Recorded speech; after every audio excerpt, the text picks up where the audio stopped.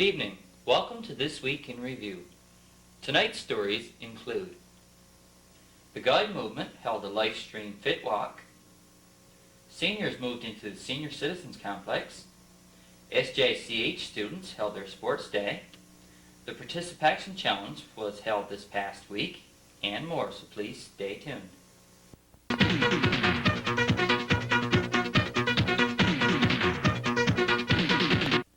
What is 56 Spark Street? Is that a teenage show? USC Canada, you know, third world development. I remember when I was a kid growing up, they used to have those ads on TV with that Lotta Hitch. I am Lotta Hitchmanova, Executive Director of the Unitarian Service Committee. Times have changed, but the message is still the same: concern and caring. I'm Bruce Coburn for USC Canada, 56 Spark Street, Ottawa. The Girl Guide Movement held a live stream fit walk on Monday evening. This walk was held instead of the Walk for Light that the Guide Movement have been having for the past 4 years. Unfortunately, this year's participation was way down with only 55 people getting involved. The Guide Movement held this walk for the same reason the Walk for Light was held, to promote fitness.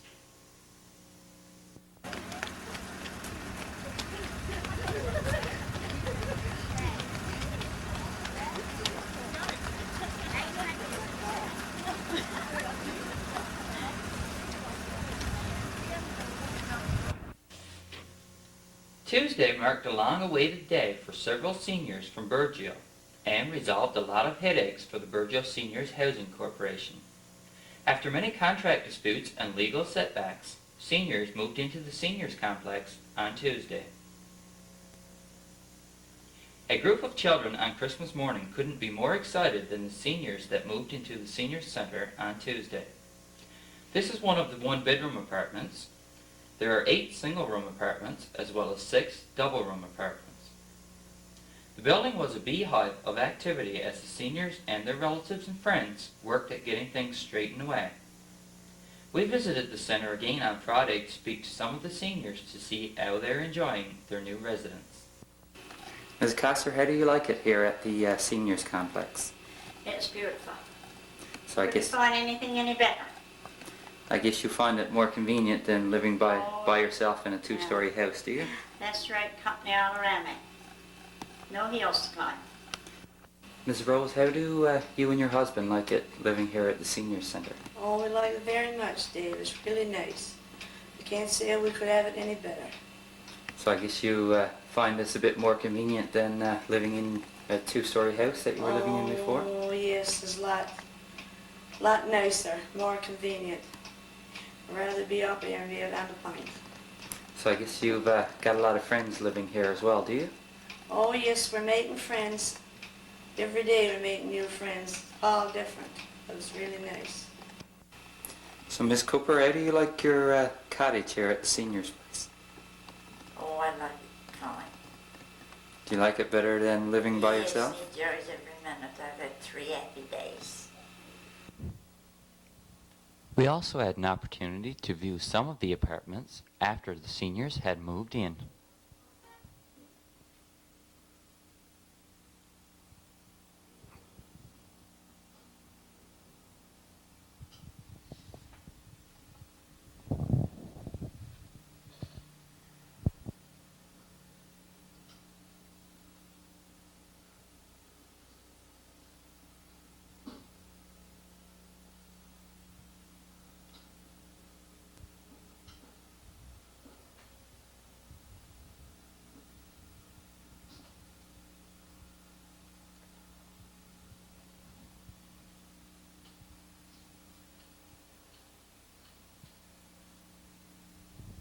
As you can see, the seniors have really made themselves at home in their new place of residence.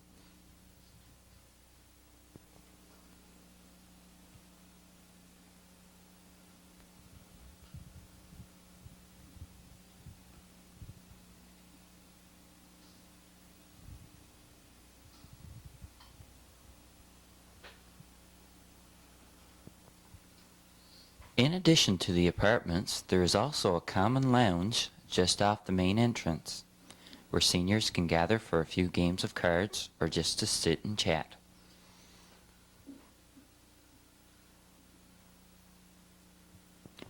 Laundry services are also provided at the new Senior Citizens Complex.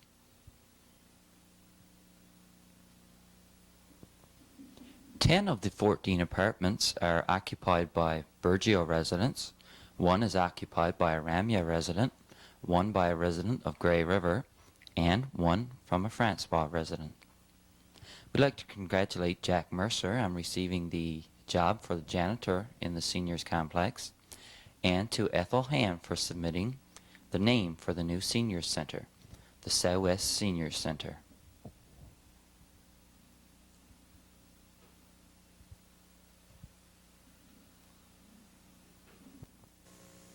For the first time in about 4 years, both junior and senior high school students held their sports day together.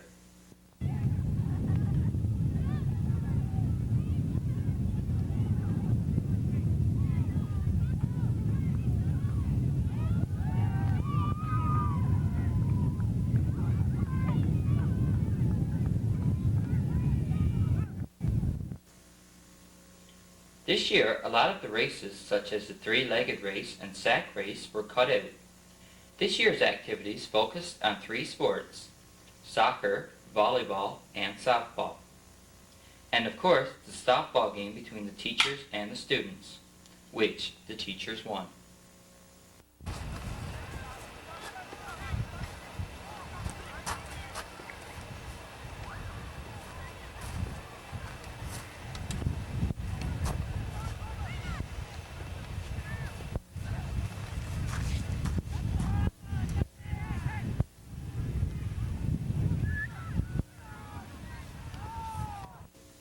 Stay tuned for more of This Week in Review coming up in just a moment.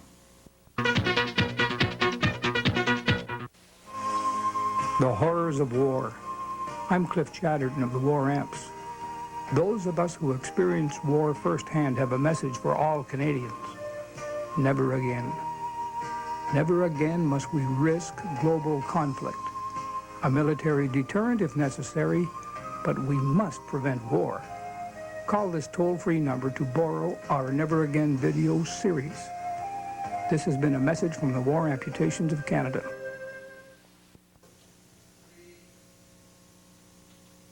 Again this year, Ramia challenged Burgeo in the Participation Challenge.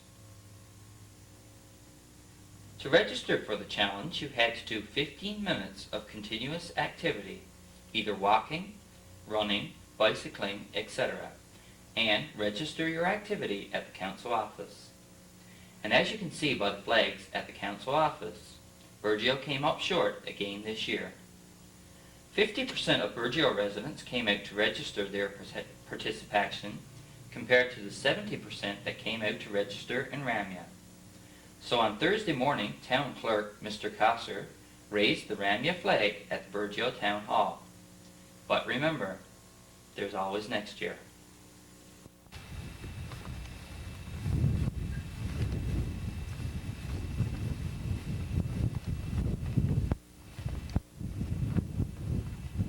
A while back, the Festival Coast Tourism Association held a meeting here in Burgeo. I had an interview with Ann Parsons, one of the members of the association, this past week to find out what they had planned for our community. I'm speaking with Ann Parsons, one of the members of the Festival Coast Tourism Association. Ann, what is the Festival Coast Tourism Association? Well, Dave, the Festival Coast, I think it's an area that's designated by the provincial government to help and promote tourism into a specific area. Like, for example, on the Northern Peninsula, you got the Viking Trail, you know, and so that's known as the Viking Trail of the Northern Peninsula from Deer Lake on up to St. Anthony and Lansing Meadows and so on. And so they've designated the area of Francois Grey River, Ramia, Burgeo, and right on into Stephenville, like that area of the map, if you want to look at it, right on it to Port-au-Port east and west, and up as far as Islands. And after that, from the Islands on up is considered the Cormac Trail. So like ours is the Festival Coast, well, that's the festival, that's designated as a Festival Coast. And I think where the name festival came from is that Stephenville have always been pretty active in festivals. Like they've had their drama festivals, and they have their French festivals, and St. George's has a blueberry festival, and like so they're kind of working around Festival Coast, around festivals, and that forms the Festival Coast, it's the coastline there. Okay, when was Burgio's committee of the Festival Coast Tourism Association formed? Well, I guess it's kind of like being in the right spot at the right time, because when I started up the bed and breakfast, and I guess they knew about it, so they were trying to encourage more members to join and whatever. So I had a kit come and asking me if I wanted to become a member of the Festival Coast.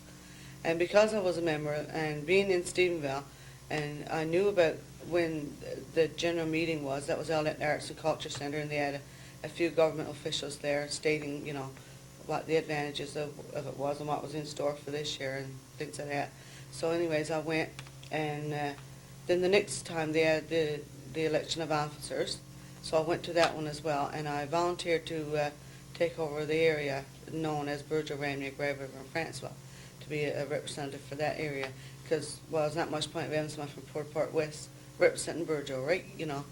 So I was the only one there, so I took it, and gladly took it too. You know. Okay, how many members do you have on your committee? Well, we have, I think, a total of, when I got the list from the treasurer, I think there's 15, I think, like Aaron Burgio, that's already paid members, or already, you know, interested members or whatever. And I think we've joined up one other one since then. So we've got about 16 members altogether. Okay, so how many of these members are active members? Well, last night we had a meeting at our place and we had 7. You know, but anybody that knows that they're members of the Festival Coast, you know, they only just needs to let me know. And because I started off, I put it on BBS to let them know that I was going to have a meeting. Because one of my goals was to come back to Burgio, find out what we can get started for our community, you know, for this area. But like I didn't get to Randy yet because I'm just getting home from school and whatever. But I mean, so that's what I did. I just put it on BBS, letting everybody know that there would be a meeting of the Festival Coast Tourism Association. And I think we had 5 show up that night, and they've been coming back ever since. So like it's you know, even though it's small, it's a good committee. So is your committee open to new members? Oh yes, definitely. Yeah, definitely. So if there's anyone that is interested, I guess they can contact Yeah. you. Okay, I understand your committee is planning a festival. What kind of festival do you have planned? Well, we thought about, you know, actually we were thinking about how are we going to get people to come into Burgio, you know? Because like, well, the fish plant is closed now, and everybody is down and stuff like that, even though most people are getting the checks from, you know, the card moratorium and their unemployment and stuff like that. But I mean, you need something to get the people in a up spirit and whatever, right? I mean, and what better way to do it than festivals and come home years and things like that? I mean, you know the energy that's in the town when there's a come home year and stuff. And plus, I mean, we need to get more money to come into Burgio. I mean, it's okay now, everybody's spending a little bit of money they got, but it's just going around the town. But I mean, if we get the tourist dollars into town, I mean, everybody's going to benefit. Burgio's going to be more economical, you know, it's going to be more financially feasible or whatever, you know, then it's going to be a little bit more money. I mean, if we can get the tourist dollars coming into town, most of them is going to stay in the town, because everybody is all home-based businesses or local businesses anyways, you know, except for a bigger department store or whatever, right? You know, other than that, the rest of the money is locally owned. So we thought, well, if everybody, they can have a blueberry festival and strawberry festival, and down on Port of Swallow they have a shrimp festival. I mean, I don't know, I know we got lots of music too. I guess we could have a music festival for that matter. Bandwagon does a pretty good job of that. But we thought, well, being a fishing community, and that's what we're known as, even though the fish plant is closed down, we do still have some fishermen on the go, that we could have a seafood festival. Like, we wouldn't state it as any specific kind of fish, but all kinds of fish. You know, we'd get the food establishments to cook up fish and have a fish special on that special day. And we sent letters out to, I think it was 62 businesses to let them know, and organizations right now, all businesses, but businesses and organizations, to let them know what we're going to be doing. Okay, so when do you have this festival scheduled for? Okay, we had it planned for the last week in August. That was just a tentative date, but it's now finalized. It's going to be July the 27th to August the 1st. What type of response have you received from Uh, businesses? Hardly any, actually. Maybe they're just waiting, just to see what was going on. So what our group is doing, like, this is non-profit. I mean, we're not getting any money of it. We're just trying to be the motivators, trying to motivate the town to take part. The more you put into it, the more you're going to get out of it. And, Dave, it's not going to cost a lot of money for anybody. Say, for example, I'm just going to use a fire brigade now, for example. If they wanted to have a fish dinner, deep-fried cod, for example, during the time when all those people are in town, I mean, it's to their benefit, if they would just advertise it and say, listen, this is what we're having this, we're having it at the fire hall, come support the fire, the fire brigade or whatever. And then the restaurants, all they got to do is just put on a specific fish dish for that day. I mean, the more you put in it, the more you're going to get out of it.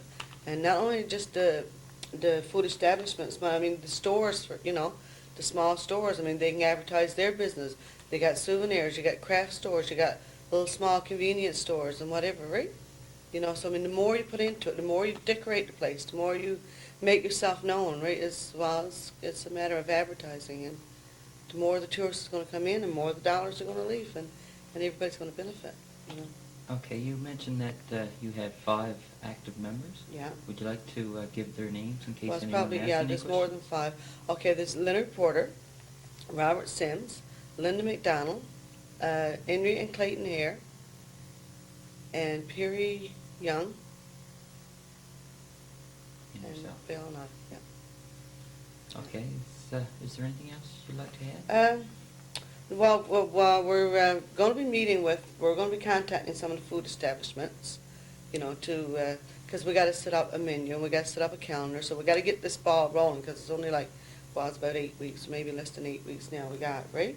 And so anybody that's interested or got any suggestions, we'd like them to let us know. We're having another meeting now tomorrow, Monday night, and then we're going to meet with the group of interested ones that wants to do the cooking and stuff, because we don't want everybody to cook on the same day, But we'd like everybody to cook something every day. It would be excellent if they did. But I mean, say, to promote a special thing, like on a certain day. So we need to get that organized too, right? So, like, we're there to organize if anybody wants some help or whatever, right? And I guess that's probably it, I suppose. And we're just going to, we're not giving up on it. Like next year, we're just going to continue on, because there's nothing to lose. So if we don't get a group air this year. Oh, another thing, Dave, too, is one of the things I forgot completely about. And the only thing to make this work is advertising. We have to advertise. So therefore, in order to advertise, I mean, we're going to have to advertise outside of town. We're going to have to advertise on radios, and we're open to do out some flyers. It won't be anything fancy, but it'll probably get the word across, and probably take it to the tourist chalet in Port Bass and around, around those areas and stuff, to get people to come into town. So for that, we're going to need money, of course, So we will be open to get some donations from the businesses, from the organizations, because everybody's going to benefit, right? And that way they can get there. We can get people in, and they'll benefit from it. Okay, Ann, we'd like to thank you for coming and speaking with us, and we hope you will keep us updated on your progress. Okay, thanks, Dave. Well. A school band from the Stephenville Integrated School Board visited the schools here in Burgeo on Friday to perform for our students. We're going to play another piece of music for out today, something that you could just listen to on a Friday afternoon in our auditorium, whereas whatever you're supposed to be doing, math, physics, or chemistry, or whatever. Sit back and relax to this piece of Walt Disney 1991 arrangement. Listen to the dynamics, nice and loud, soft at times. It's called Beauty and the Beast.